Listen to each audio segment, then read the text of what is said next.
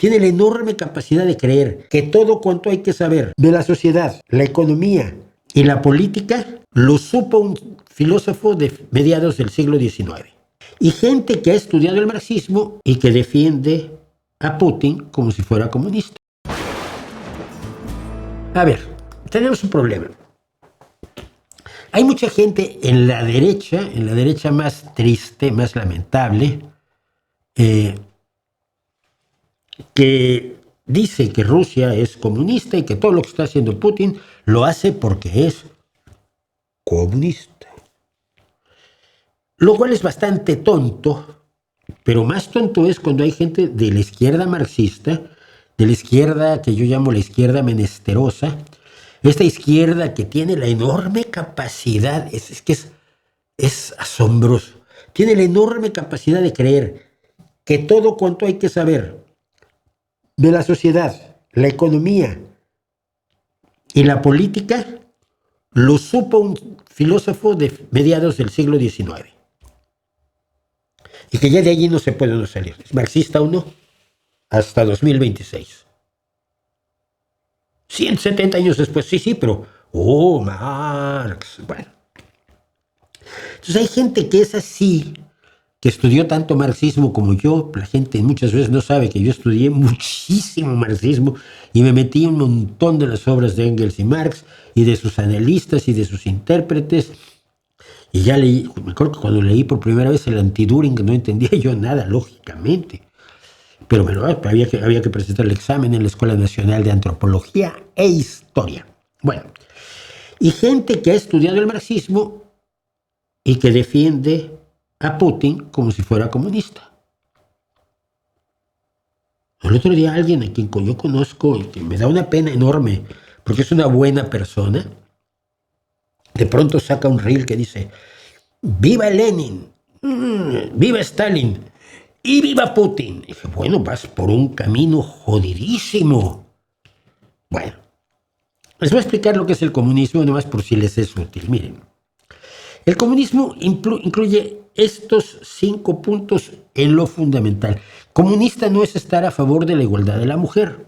O sea, sí es una cosa secundaria la igualdad de todos los seres humanos. Pero el feminismo no es comunista. El comunismo es una forma de organización económica que implica la abolición de la propiedad privada, toda propiedad de medios de producción, es decir, aquellas cosas que sirven para crear riqueza, sea una tienda, un carrito de helados o una fábrica de aviones, deben ser propiedad de la sociedad, de los ciudadanos. Y como el Partido Comunista pues, es el que representa a los ciudadanos, el que se hace cargo de todo es el Partido Comunista. 2. Requiere la planificación centralizada de la economía. Una vez que tienes un mercado totalmente regulado, el mercado no te puede decir, oye, es que la gente quiere más Oreos que galletas de cartón. Entonces tú eres un burócrata del Partido Comunista y tú decides cuántas Oreos y cuántas galletas de cartón se van a producir para satisfacer las necesidades de la ciudadanía con base en ningún estudio. Pero está planificado centralizadamente todo. Esto ya lo he explicado en muchos casos. 3.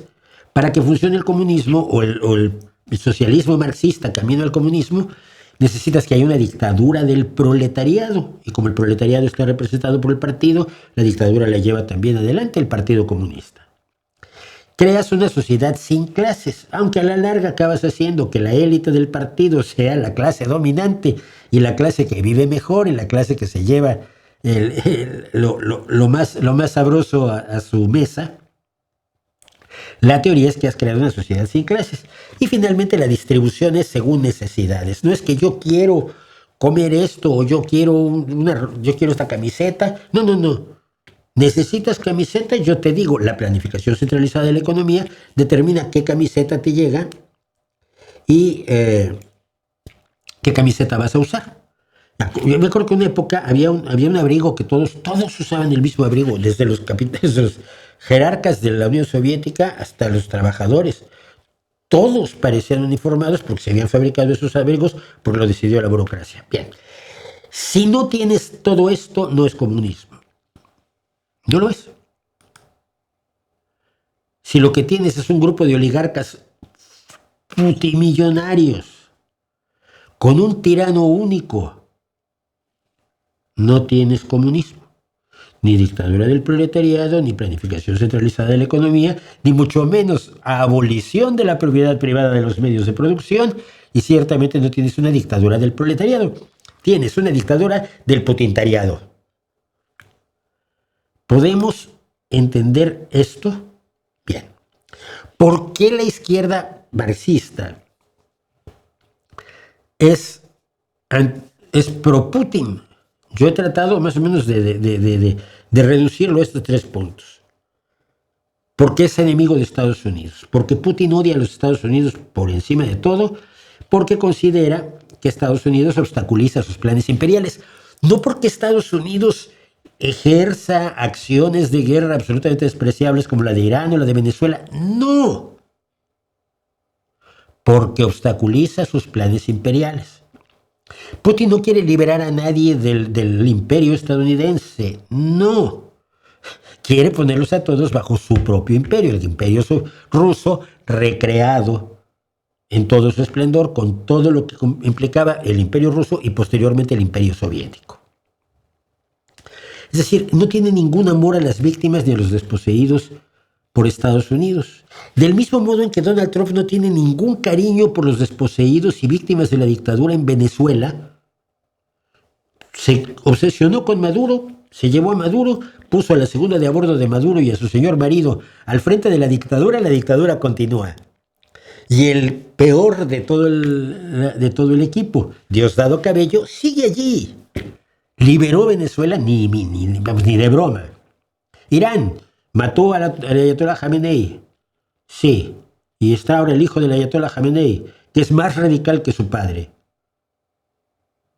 Y eso mejoró la situación de los apóstatas, de los cristianos, de los judíos en Irán, mejoró la situación de las mujeres en Irán, mejoró las posibilidades de una democracia donde realmente la gente puede elegir a sus líderes. No, porque a Trump eso no le interesa, como a Putin tampoco.